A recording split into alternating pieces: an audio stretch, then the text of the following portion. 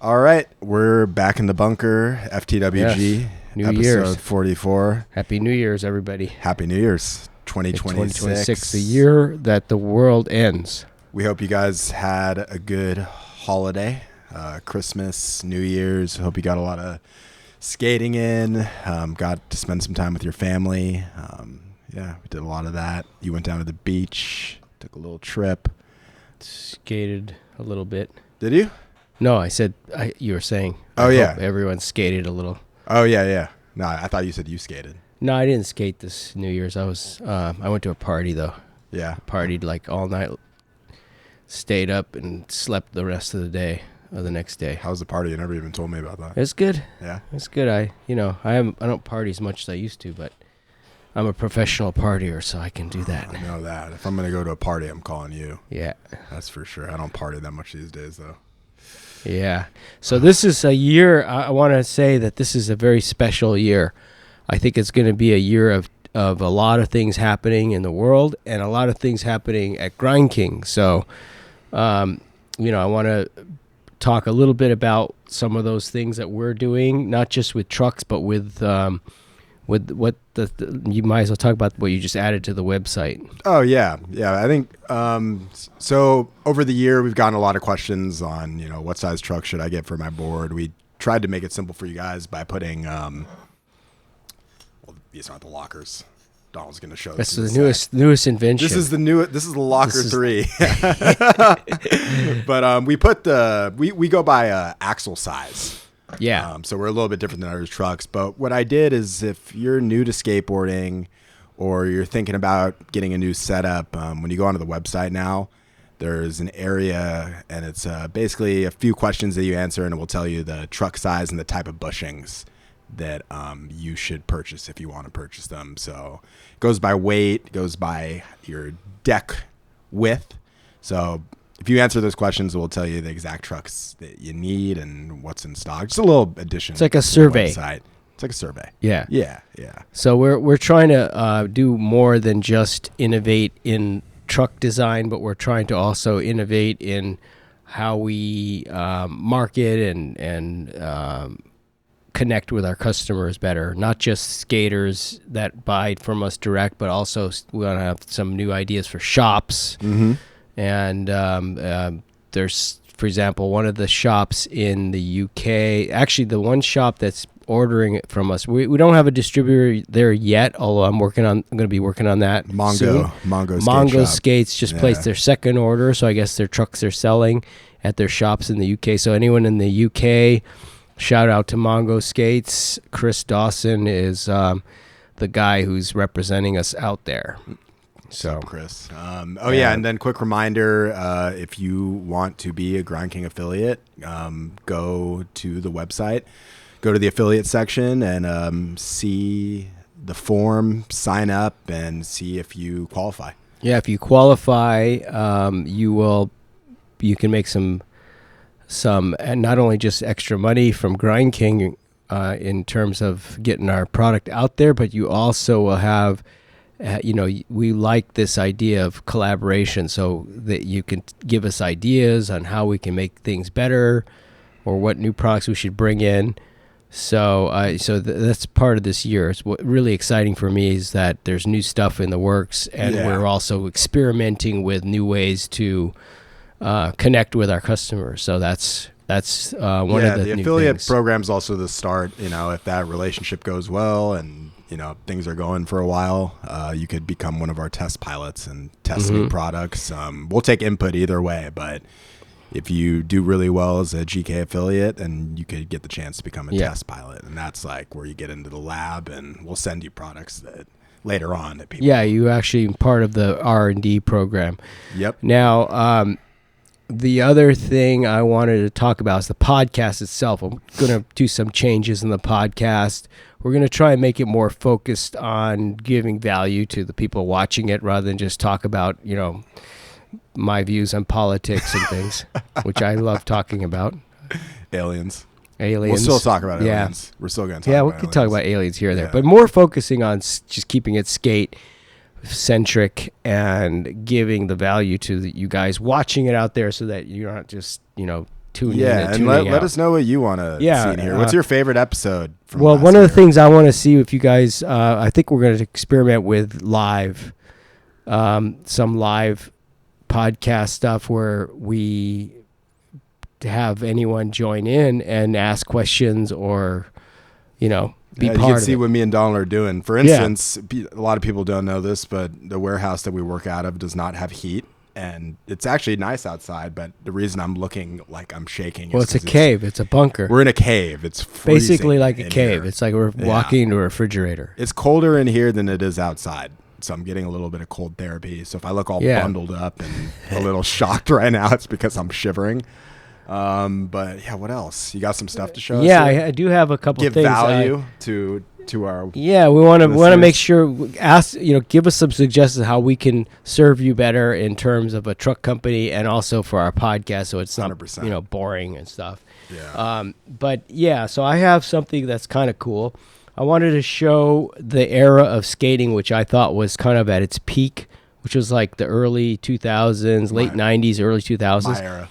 Huh? My era. Yeah, your era. Yeah. So peak skateboarding. Yeah, when I was when I was you're 33, which is my magic number. When I was 33, this issue came out in January. My birthday's in January, and this issue came out in January of 1993. Showed up. And yeah. I see the camera, this angle or that angle, I don't know. Yeah, and so this is what Thrasher looked like in 93. And I wanted to show, by the way, I respect Thrasher. I'll wear a Thrasher t-shirt and a hat, and Thrasher's cool. I mean, what can you say? It's an iconic brand name in skateboarding, but it's basically a catalog. Let's be honest. Thrasher is a catalog for Indy and Venture, Thunder.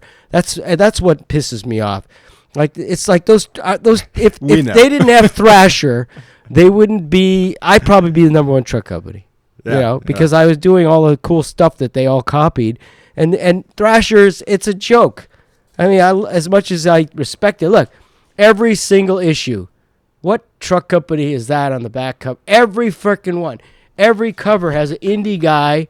Every inside it's indie. So I did an ad in here. Let's look at the Grind King ad. It's in the back. You got to search for it. I pay all this money, and I get shoved in the middle here, not even on this side of the page. Can you still buy ads in Thrasher magazine? Yeah. They'll stuff you in the middle somewhere like this one.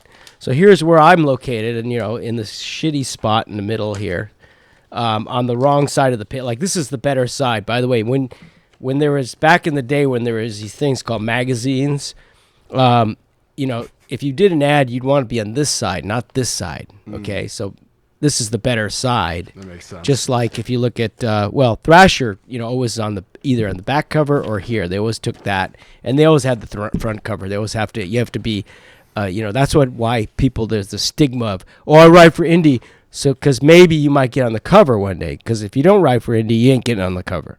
All right, that's why it sucks. But anyway, here's a Grind King ad from '93. Where they shoved me here. And this is all, by the way, I was super old school back then even. And I actually all my hand drawn. I did all the drawing myself. There was no AI or Photoshop or any of that. You still do all the I still writings. Did all the hand drawn. That's a hand drawn ad. And I had just come out with this high performance G2. It was called the Grind King. It was the second one I came out with. Because the first one I came out with kind of looked the same, but it had a problem with axle slipping. So I was like, I got a brilliant idea. I'm gonna create an axle that just is floating. It's a floating axle, so it slips on purpose. So there's none of this jamming. It would keep your wheels free. But I went over this on another episode, but some people may not have saw it, which is kind of interesting. This axle just floats like that, and so that allows there's no binding from the axle slipping to one side, and then you have to pound it out to get it so your wheels would spin. Because if your axle slipped on regular trucks, it would jam one wheel, so it would be really slow for that wheel couldn't turn. Yeah. With this, there's no jamming because it's free to move. So it was kind of solved the problem of the jamming wheel from axle slip, but it rattled like crazy. Yeah, too much. It was like really annoying Wake for up the people. whole But it had these really cool. Look at this. It had like Grind King, Kingpin style Allen wrench, nuts. Like it wasn't even a nut. It was a threaded screw. Instead of having a nut on where the threads are on the axle end, I had it threaded inside, and I had these. And it was really cool because if you saw it with a wheel, it was very futuristic looking. It didn't have that nut hanging out. It was all tight to the wheel. Looking. Yeah. And then smooth. the same year that I came out with that, I guess, I came out with this thing called plugs, which was like, if you can imagine, these little nuts on the end were also in the base plate. So when you mounted your boards, the mounting screws were called plugs, and you can maybe see. I'll put it up closer to the camera here, so you can kind of see. I'll take a picture of it and put it on the screen too. The plugs were flush to the base plate, so that when you did nose and tail grinds, you didn't hit the nuts or the threads coming out from the mounting bolts. And back then it was a bigger problem because this was the old hole pattern. So new trucks, the current trucks, I think it was Paul Schmidt or someone decided he was going to drill the boards differently so that you didn't have that problem of hitting these your mounting bolts on when you did those nose and tail slides. So it forced all truck companies to change the base plate. The only truck company that suffered was me, because other trucks have this flat base plate. They just had to drill. They just drilled an extra set of holes and they were done with the problem. Where me, I couldn't. You can see I could not. There was no way of drilling those extra holes because of the way the base plate is. The way my base plate was designed was with the curved base plate. Did you call Paul and tell him you were upset about that? I was pissed at Paul. That I was like, Paul, what the hell's wrong with you? You didn't even notify me. But it's cool. I understood why he did that, and then the industry followed. And then I quickly had to come up with a new base plate that had I just relocated the holes to the new hole pattern. So this one became obsolete overnight from that simple change. But anyway, that was that was in '93. And then this is another example of, this is actually in 2002, I think it was. Trans World magazine. Yeah, July of 2002. This is skateboarding at its peak. Okay, look at how thick this. It looks like a book. It's so thick. The magazine was so thick. It was like getting a book in the mail or on the shelf or wherever you bought it. It was just heavy. Like, feel how heavy that is. That's like skate. There was so much going on in skateboarding. Everybody was jumping in on the bandwagon. There were all these companies, and look at Eric Costin. Looks like a baby. Yeah, look, Costin was just a baby. He was like, I think he was like 12 years old here. No, not that young, but anyway, pretty young though. That's when they were just. I think Girl was coming up. It was a very exciting time to be in skateboarding. I'll show you my grind. This. There's two ads in here that I did two ads because I had Creeper Trucks was new to the picture. You have the smuggler poncho on this ad. Oh yeah, the smuggler poncho. Yeah. Oh, and the tool, the 6-in-1. Back then it was 5-in-1. Yeah, it still looks the same. But the tool came out, so that was a new thing. But here is a Grind King ad with the. Maybe you can take a picture of it or something. But it's the axle truck. It's on that. There you go, one right there. So this. You can kind of see like so you some can stuff see from the locker from the axle a little bit, like the design. Well, the 2000 it was a long time ago now. It's hard to believe 2002 was over 20 years ago. Look at the front though. Like it's got similar. Some similar look to, this was the original axle. It was called the V-beam axle in the axle truck. This is the axle truck that was in that ad. And this was the axle from it. And you can see that's where I got the idea for the U-beam that's in the locker. Mm-hmm. So the U-beam was taken from the original concept of the V-beam. So it was way ahead of its time, 20-something years ago. this axle truck came out, which was a state-of-the-art truck for me at the time. So that was a little bit of that. And then the other interesting ad in here that I did was this one, which Creeper may come back from the dead, but Creeper was a truck brand that was crazy. It was my whole thing about this was basically like from that movie The Shining with Jack Nicholson. Yeah, I'm gonna have to update instead you. of the axe, it was like the Creeper truck. If we do Creeper ads again, I'm gonna have to update you on horror movies because you don't watch that many movies, so we're gonna have to. In case people don't remember Creeper, that's what Creeper looked like. It was the anti-truck. It was crazy, and there's a lot of secrets in this truck which will be revealed at some point in the future when we do some. Yeah, you basically just made half of our comments on this episode all Creeper. Yeah. So that was the era of skateboarding, 2000, from like the later 90s till the early 2000s skateboarding was booming. Look at this Birdhouse. Look how Birdhouse Summer Tour, look how 2002. Look at all this. Look at all these places they used to go. I mean, this doesn't happen anymore. No. It's like, what happened to skateboarding? It was just, and there was like, that's when I used to ride Airwalk shoes. I used to love Airwalk shoes. People don't even know what Airwalk shoes. I remember Airwalks. Airwalks. I mean, they're still around, I think. Cool. And Globe, remember Globe shoes? They were big. I mean, it's sad. You look Circa. At Volcom. All these companies are gone. You know, it's amazing how many these brands back then were just like on fire. Yeah. And everything was just like, wow, oh, cool. There's a new thing here, new thing there. All this hype, all these things, all these skaters, Lutska. And you got, what's these guys? You don't even hear their names anymore, but Caswell Berry, remember that guy? I don't even know that name. Just you look at these names, what happened to these guys? Are some of them even alive still? And then this truck sliders. This is kind of a funny invention. To put it went over the trucks like it protected your truck from grinds. I don't know why you want that, but back then, as a truck company, I don't know if I'd want that. These ideas were cool because it was just like something different. Split, remember Split? I remember Split. Whoa, let me see that. That's crazy. That was like deep in the recesses of my mind. Yeah, all these brands. Yeah, I mean, wow, Split. It's amazing that back then you would think they would be here forever. They were just booming. They were just blowing up. World Industries.